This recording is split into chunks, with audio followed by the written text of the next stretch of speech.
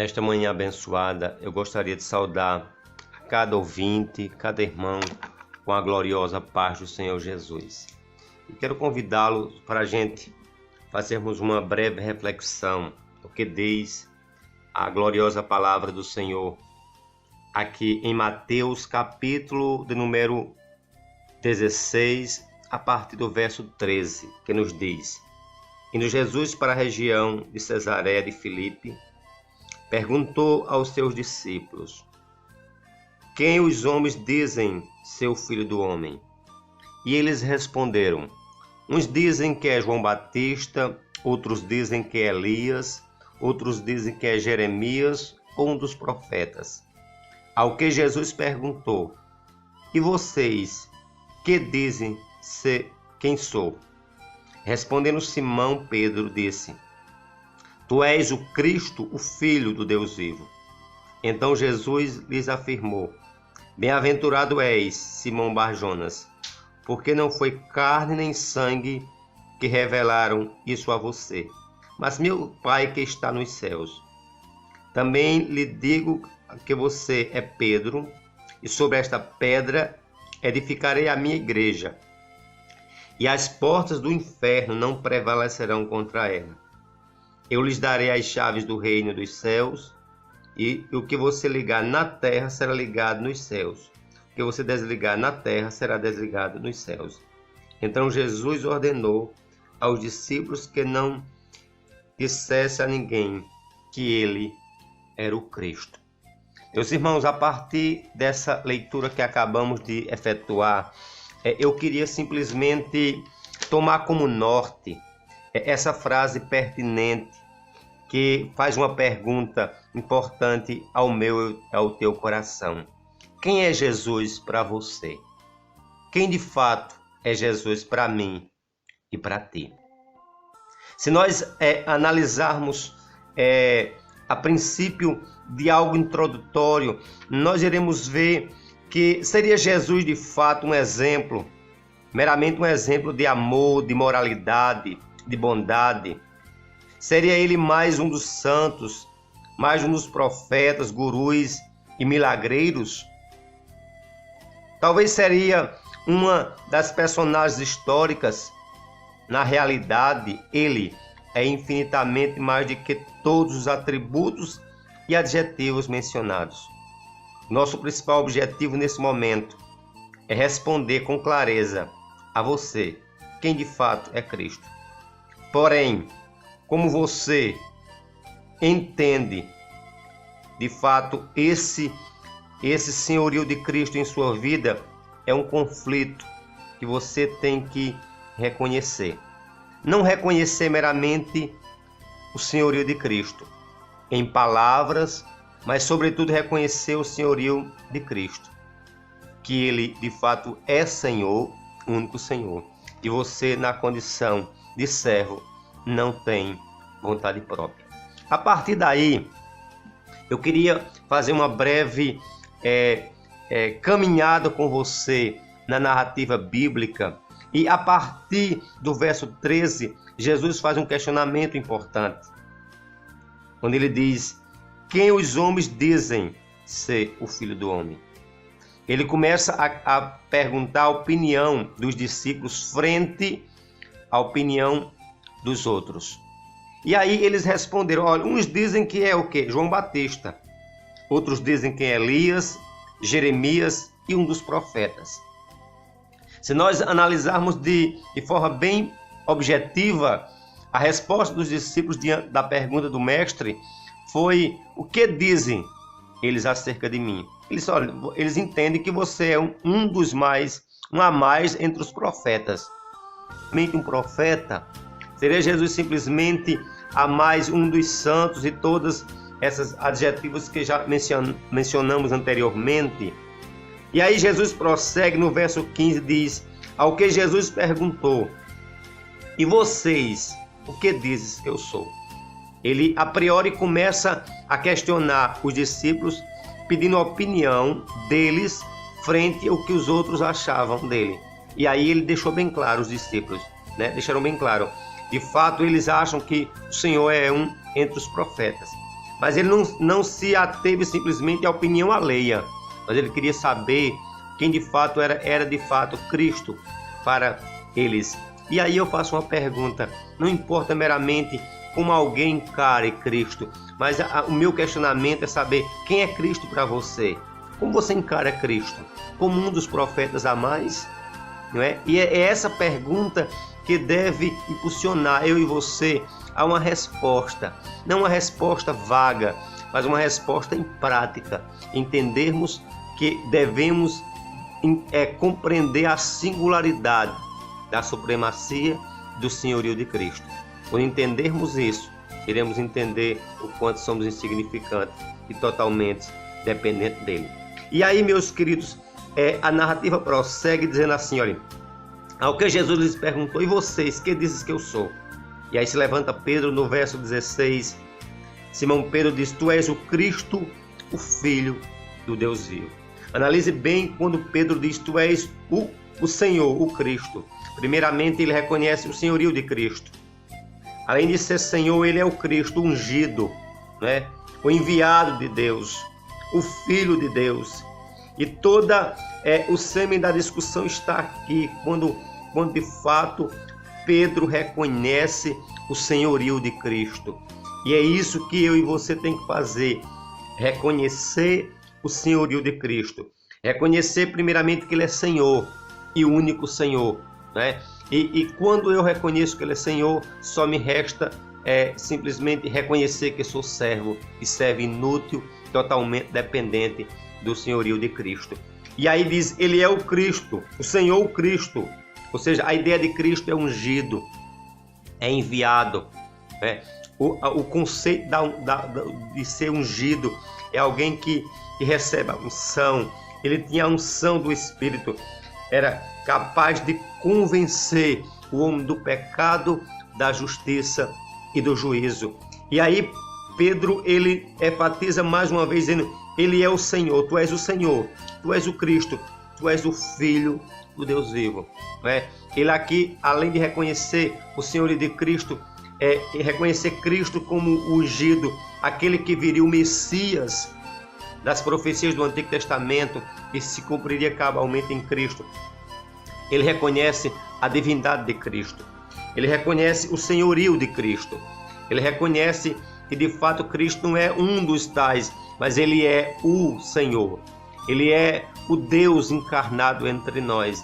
Ele é o Deus transcendente, mas ele é o Deus imanente. É o Deus que é o Emanuel. É o Deus que se fez carne e habitou entre nós.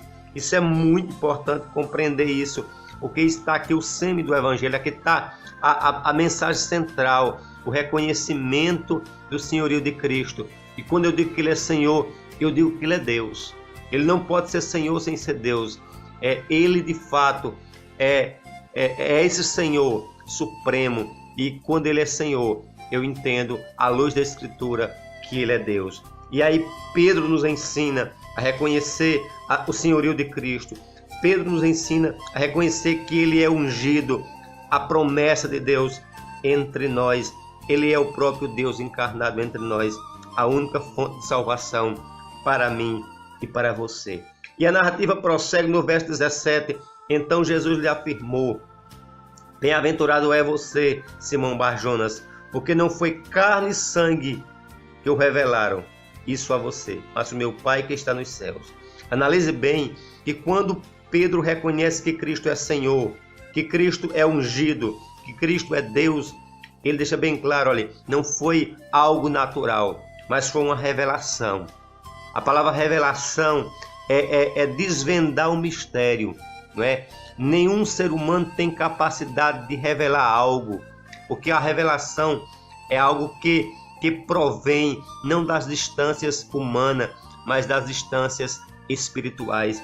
E aí o que a gente tem a aprender no verso 17 é que de fato nós só reconhecemos Cristo quando Deus se deixa revelar entre nós, no nosso coração. Abre o nosso entendimento. Aquilo que ele fez com Pedro no caminho, aquilo que ele fez com Paulo no caminho de Damasco, abriu o entendimento de Paulo e as escamas caíram dos seus olhos e ele passou a enxergar o Senhor.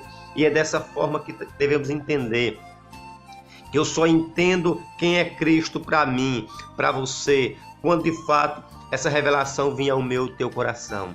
Por isso eu peço a você, meu ouvinte, boas novas, que você mais do que nunca clama ao Senhor e peça a Ele: Senhor, se deixa revelar o meu coração. Senhor, me faz cair as vendas dos meus olhos, para que eu possa te enxergar, para que verdadeiramente eu possa entender que Tu és o Senhor da minha vida. Enquanto o Espírito Santo não te convencer do pecado, da justiça e do juízo, jamais você vai compreender quem de fato é Cristo. Você vai entender um Cristo religioso, um Cristo histórico, um Cristo realmente entre tantos outros Cristos. Mas quando você de fato receber de Deus a revelação, a unção do Espírito sobre a sua vida, você vai compreender que de fato Ele é meramente mais do que um dos tais, mas Ele é o único Senhor da sua e da minha vida. Portanto, peça ao Senhor que Ele se deixe revelar ao teu coração, né? Porque você vê que a narrativa prossegue, onde ele diz: não foi carne e sangue que revelou, mas o meu Pai que está nos céus. E aí ele disse a Pedro: Tu és pedra, e sobre essa pedra edificarei a minha igreja, e as portas do inferno não prevalecerão contra ela. E aqui ele dá há uma resposta profunda a Pedro, e ele dá uma declaração a Pedro que serve para mim e para você. Aqueles que Deus se revelou faz parte da igreja eleita, redimida, e em nenhum momento o diabo vai destruir a igreja redimida do Senhor. Há uma promessa que as portas do inferno não hão de prevalecer sobre aqueles que entendem quem é Jesus de fato para a sua vida. Aqueles que compreendem piamente quem é Cristo e quem é Ele. Cristo é tudo e nós não somos nada. Os que de fato receberam essa revelação têm essa compreensão exata de que não são nada, mas que Cristo é tudo em nós, para a glória de Deus Pai. E aí ele diz que de fato as portas do inferno não prevalecerão, hão de prevalecer contra a igreja. E aí a narrativa fecha no verso 20. Então Jesus ordenou aos discípulos que não dissesse a ninguém que ele era o Cristo. Isso mostra que aquela revelação era uma revelação restrita àquele povo. Eles deveriam compreender que nem todos iriam entender quem era Cristo. E aí o meu desejo é que Cristo se faça presente no meu e no teu coração. Que o Cristo, meus irmãos, que de fato se deixou a revelar ao meu coração, possa ser visto não meramente nas minhas palavras, mas sobretudo nas minhas ações no dia a dia. Esse é o grande dilema. Eu gostaria de fechar a minha palavra nesta manhã de sábado. É lembrar e reconhecer o senhorio de Cristo em minha vida, não é meramente em palavras, mas em ação. Cristo é o Senhor e de fato eu sou eternamente servo inútil. Eu e você somos indignos pecadores. Ele é o Senhor Todo-Poderoso, digno de honra e de glória. Portanto, eu encerro dizendo uma verdade a você, o que diz Romanos 14, verso 11, que toda língua confessará e que todos os joelhos há de se dobrar diante do Senhor. E aí eu quero dizer aqui a você, ou você reconhece o senhorio de Cristo nesta manhã, ou você há de reconhecer na eternidade. Porém, ao reconhecer o senhorio de Cristo nessa terra, eu irei ser aceito como filho redimido, aquele que Deus se deixou revelar a mim e a você. Porém, se eu de fato não reconhecer o senhorio de Cristo nessa terra, eu haverei de reconhecer na eternidade, mas não como filho, mas como pecador condenado eternamente ao inferno. Talvez isso seja muito duro para você, mas isso é uma realidade.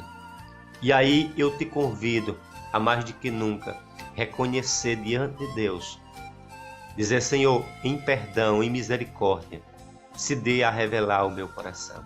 Senhor, que essa venha a ser a tua prioridade, a meta única na sua vida, é o reconhecimento do senhorio de Cristo. Agora nunca esqueça, não é você buscar pelos seus próprios méritos, não é religião evangélica, uma religião católica espírita, não é que nós vamos em busca de Deus, mas nunca esqueça, é sempre Deus em busca de mim. Isso a Bíblia deixa bem claro. O homem pecou e o homem se afastou de Deus no Éden, diz o texto sagrado. E Deus chamava Adão, Adão onde estava? Adão estava escondido por trás das árvores. Eu diria a você, com toda clareza, jamais o homem consegue por si só ir ao encontro de Deus. A gente vê em todas as formas Deus indo ao encontro do homem pecador. O que cabe a você e a mim é reconhecer que somos pecadores, que somos incapazes, que somos indignos e que Ele é o Senhor. Que Deus de fato, dê graça à tua vida. Que Deus de fato alcance a sua vida em misericórdia. E você reconheça em vida, porque na eternidade vai ser muito difícil reconhecer o Senhor como sendo o Senhor. Porque lá na eternidade, os ímpios, os pecadores não redimidos vão ter que se dobrar. Agora vão eternamente distante do senhorio de Cristo, passando a eternidade fora da comunhão, da graça, de sua misericórdia. Portanto, hoje é o dia de você reconhecer que Cristo é o Senhor de sua vida. E volto a dizer, não reconhecer de palavras, mas reconhecer de ação e prática. Deus te abençoe, que a revelação da palavra de Cristo possa trabalhar no teu coração, que Cristo nasça no teu coração, trazendo vida eterna e glória para Deus Pai, em nome de Jesus.